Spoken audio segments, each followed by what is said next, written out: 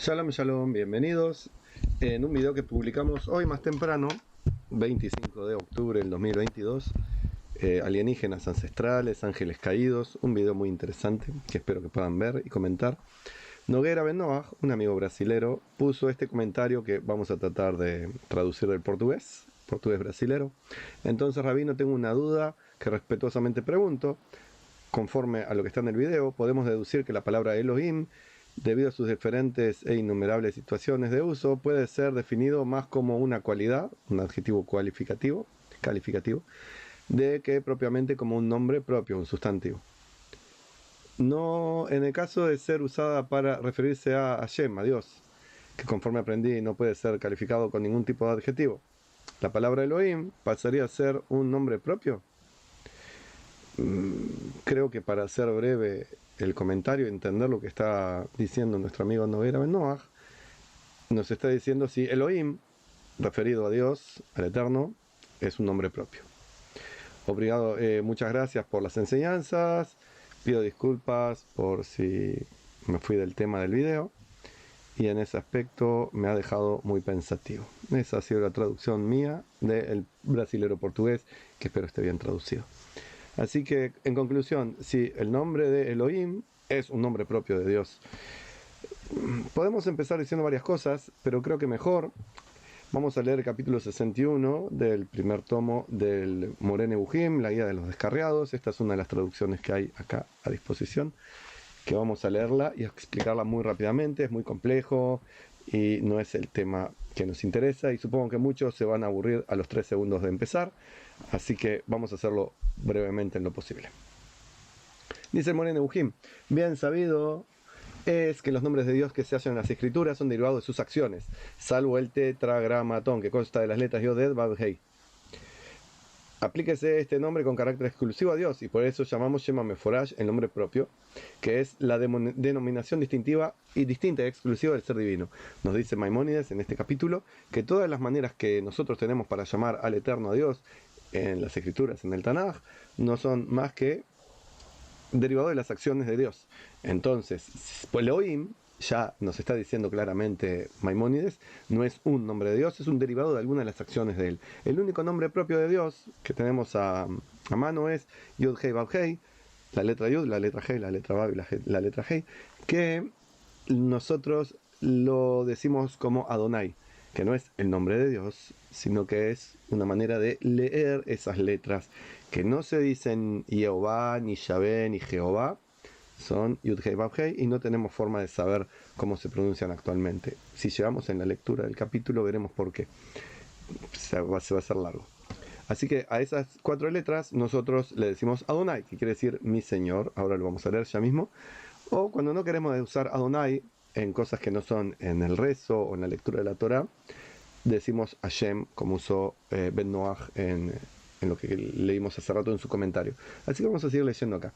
Se le llama Yud Hei Vav Hei, el Shema Meforash, en nombre propio, que es ese exclusivo para Dios. Hasta el nombre de Adonai, el Señor, que ha venido a sustituir el tetragramatón, deriva de un apelativo. El hombre que es Señor, Adonai de la tierra, nos habló rudamente. Así que Adonai viene de el Señor. No se sabe a ciencia cierta de dónde puede derivar el nombre compuesto Yod He Vav He, pues la palabra no tiene otra significación alguna. No ignoras que no lo pronunciaban nada más que los sacerdotes en el santuario, cuando bendecían el sumo sacerdote en el día de Kippur, lo que indica que este nombre declaraba sin duda alguna cosa peculiar a Dios y que no puede ser hallada en otro ser alguno. En resumen, se usaba muy pocas veces el Shema Meforash, muy contadas veces y por muy pocas personas. Posible que es que en la lengua hebrea, que tan deficientemente conocemos hoy, y esto lo escribió Maimónides en el 1100 y pico, el tetragramatón transmitiera por la manera de pronunciarlo la idea de la existencia absoluta. Por eso mismo, nosotros solemos traducir a Adonai no como mi Señor, sino como el Eterno, que es la manera de expresar de cierta forma humana, comprensible, que es eso de la existencia absoluta. Todos los demás nombres de Dios se refieren a cualidades y no significan una substancia simple, sino con atributos que se expresan por vocablos derivados. Así que todas las formas que tenemos de llamar a Dios son acciones de Dios en el mundo a través de lo que nos cuenta el Tanaj. Así que Elohim, cuando significa Elohim, los poderosos, se aplica a jueces, a dignatarios, cuando se usa para mencionar dioses falsos, a ángeles, y también para Dios, que sería el Elohe Elohim, el Todopoderoso, el que está por encima de todos los poderosos. Y en ese sentido no quiere decir que los Elohim, los ídolos de los dioses, existan realmente, existen en la mente de la gente, en la fantasía de la gente, no tienen una realidad ni material ni espiritual, son simplemente creaciones literarias de la fantasía humana. Dios, el verdadero Dios, también se lo llama Elohim, cuando se quiere llamarlo así, pero no es ni un nombre de Dios, ni es una manera de expresar que Dios es uno más entre los dioses, sino que es una manera de decir el poderoso. Todos los dioses, de cierta forma, tienen poderes, igual que los jueces, los dignatarios, los ángeles. Tomemos en cuenta que según la tradición, si bien para Filón de Alejandría era justamente al revés, pero para la tradición habitualmente se identifica la manera de llamar a Dios, Adonai, con, como dijimos, el Eterno, con esa esencia infinita, incomprensible absolutamente, apartada de lo que es el ser humano y el mundo, pero al mismo tiempo, Adonai, el Yud-Hei Vav-Hei, representa al Dios misericordioso, al Dios que está cercano y atento. Es como una contradicción muy grande, que es el infinito, imposible ni siquiera de imaginar o de fantasear, que al mismo tiempo es la faceta misericordiosa de Dios. Por eso cuando en la Torá, en el Tanaj, se menciona a Adonai, está diciendo el Dios misericordioso. Al mismo tiempo, cuando se menciona a Elohim, hablando de Dios, se está mencionando al Dios que es del rigor, de la severidad, de la justicia, el Dios que juzga y está atento a los detalles para dar lo que corresponde, no con misericordia, sino con extrema justicia. Por eso la palabra usada como Adonai, cuando se hace aplicando a Dios, es eso mismo, un Dios más natural, más cercano al ser humano, a la naturaleza.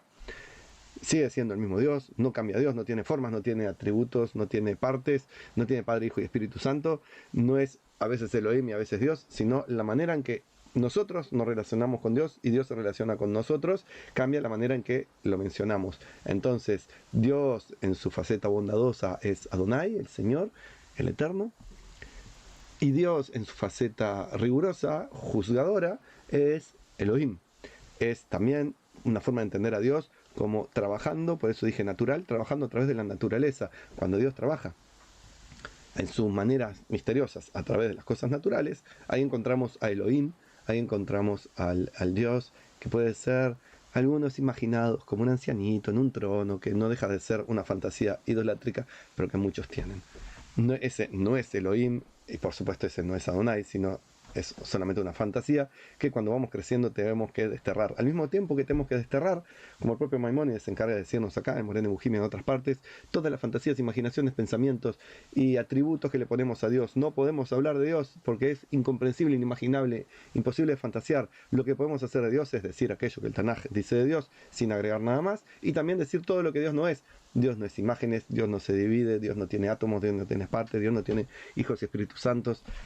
Tenemos que guardarnos de errores, así como también guardarnos de errores de usar, como acá dice más abajo, el nombres de Dios para hacer amuletos. No hay que hacer amuletos, por más que muchos judíos y grandes judíos rabínicos usen amuletos y otras manifestaciones supersticiosas. Maimónides y todos los seguidores fieles de la Torá saben que no se debe usar los amuletos, a no ser que tengan algún valor terapéutico estilo placebo. En ese caso podría entenderse que se use, pero nunca jamás con nombres de Dios inscriptos ahí de forma supersticiosa. Por más que cabalistas y rabinos con muchos rulitos saliendo de sus sienes vendan Kemeot, no debe usarse. Sería interesante seguir leyendo a Maimónides, el Moreno Bujim. Quizás algún día podremos hacer un seminario de muchos meses estudiando el Moreno Bujim, pero por ahora creo que con esto es suficiente. Así que volviendo a la pregunta, a ver si la encuentro, que nos dejó nuestro amigo Ben Noach.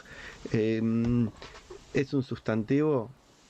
¿Usar Elohim es un sustantivo o es un adjetivo? Y por lo que nos vimos recién que sacamos de las enseñanzas de Maimónides, sigue siendo un adjetivo, algo que usamos para una cualidad que expresa.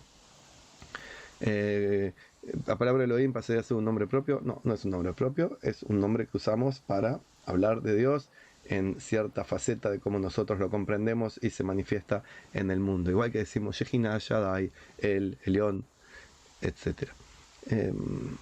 De nada por las enseñanzas, es un placer poder enseñarles y que ustedes aprendan. No tienen nada que pedir disculpas porque tiene que ver con el tema del video, que recomiendo encarecidamente, muy interesante. Ángeles caídos, demonios,